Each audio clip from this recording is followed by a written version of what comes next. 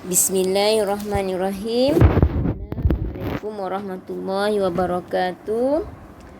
Alhamdulillah, cikgu dapat meneruskan lagi PDPR kita pada hari ini di dalam tajuk Akhlak dan Tasawuf darjah 6, iaitu ilmu akhlak.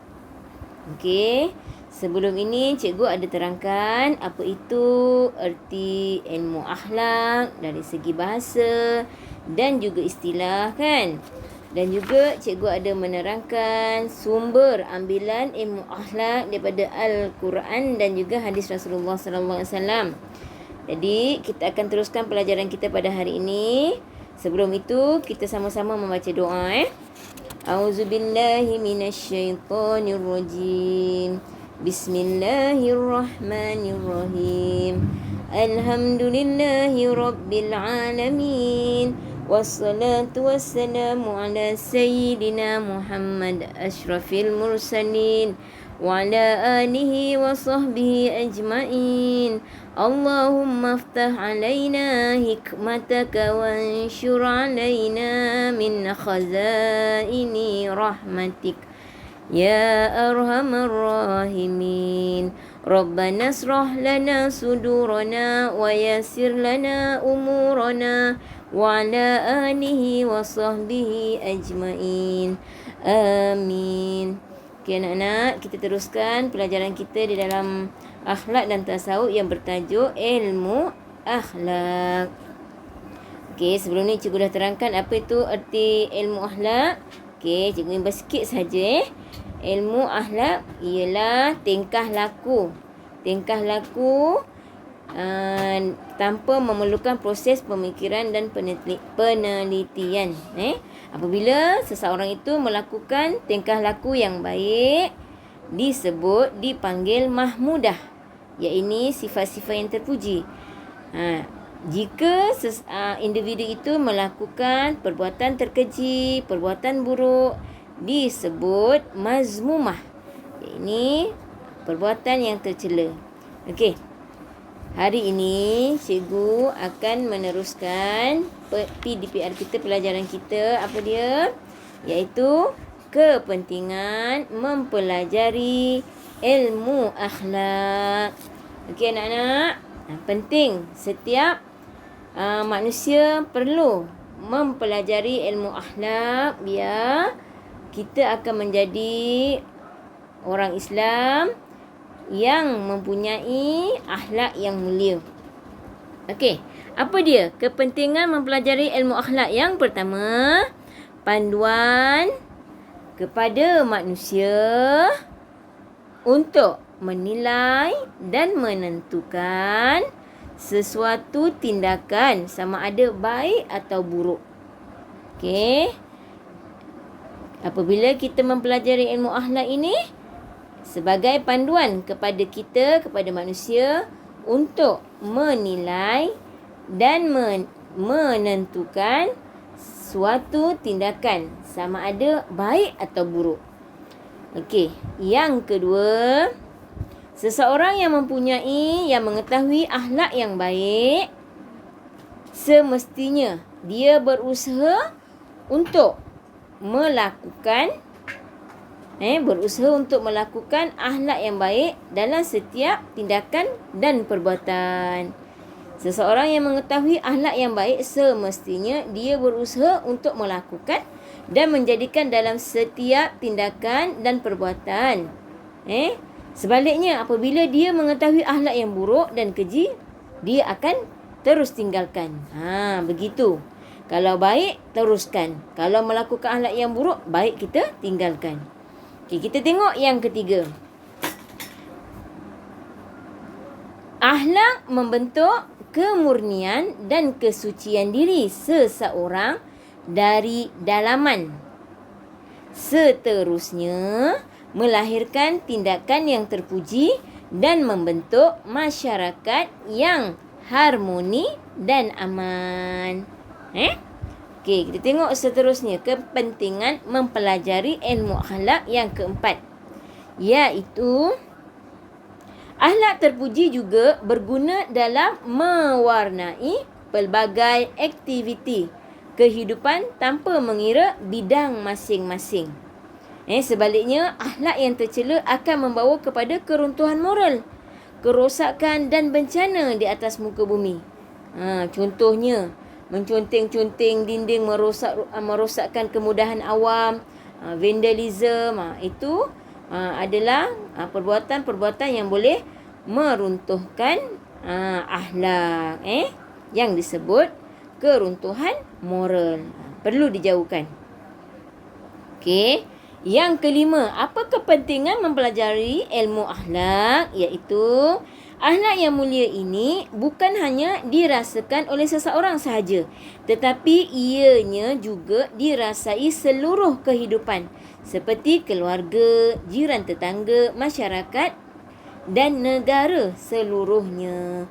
Apabila kita melakukan akhlak yang baik, kita membuat perkara yang baik, insya-Allah masyarakat akan memandang kita dengan martabat yang tinggi.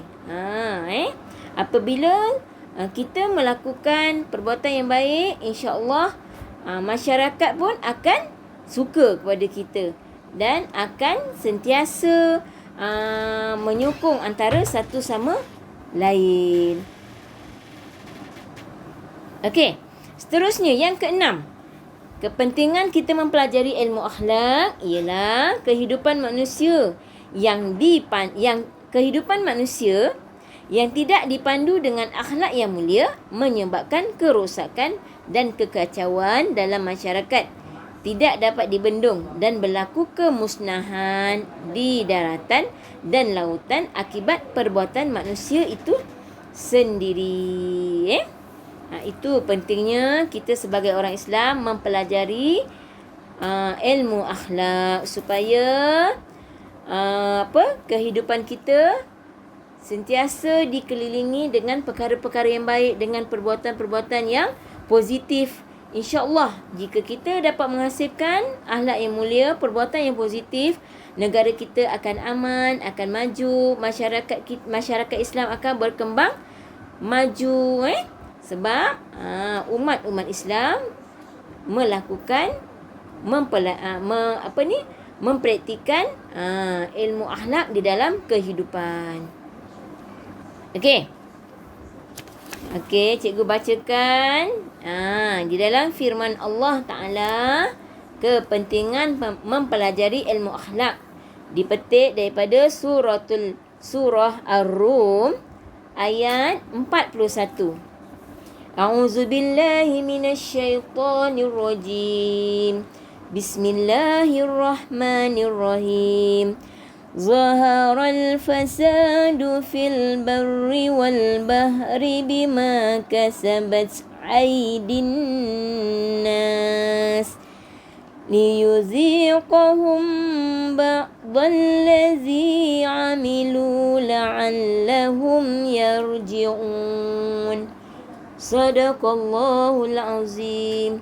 Artinya, telah timbul berbagai kerosakan dan bala bencana di darat dan di laut dengan sebab apa yang telah dilakukan oleh tangan manusia, iaitu timbulnya yang demikian. Kerana Allah hendak merasakan mereka sebahagian dari balasan perbuatan-perbuatan buruk yang mereka telah lakukan, supaya mereka kembali, yakni insaf dan bertaubat. Okey, itu adalah amaran daripada Allah Ta'ala, di mana kerosakan yang berlaku di bumi ini sekarang hasil daripada perlakuan manusia itu sendiri. Okey, jadi kita sebagai orang Islam perlulah mempelajari ilmu akhlak, perlulah mempraktikkan akhlak yang baik di dalam kehidupan kita. Okey, anak-anak, seterusnya, apakah kelebihan kita mempelajari ilmu akhlak? Yang pertama, dapat menyempurnakan iman. Yang kedua, dapat membentuk kepribadian. Yang ketiga, dapat membina keluarga sakinah. Yang keempat, dapat membina pergaulan yang baik dalam masyarakat. Yang kelima, dapat membina keharmonian hidup berjiran tetangga. Yang keenam, dapat merealisasikan pembangunan bangsa dan negara. Yang ketujuh, dapat mendorong dan mengajak manusia ke jalan kebaikan. Dan yang terakhir sekali, anak-anak mempelajari apa dia kelebihan mempelajari ilmu akhlak ini, iaitu dapat mengangkat martabat seseorang di sisi Allah Ta'ala. Betapa banyaknya kelebihan mempelajari ilmu akhlak ini. Jadi, sampai di sinilah pelajaran kita. Di dalam pelajaran yang pertama, iaitu pelajaran ilmu akhlak. InsyaAllah, naik sekolah nanti kita akan belajar pada pelajaran yang kedua. Okey, cikgu harap pada pelajaran yang pertama anak-anak dapat memahami apa yang cikgu sampaikan. Okey, InsyaAllah. Okey, cikgu akhiri dengan wabillahi taufik wal hidayah. Assalamualaikum warahmatullahi wabarakatuh.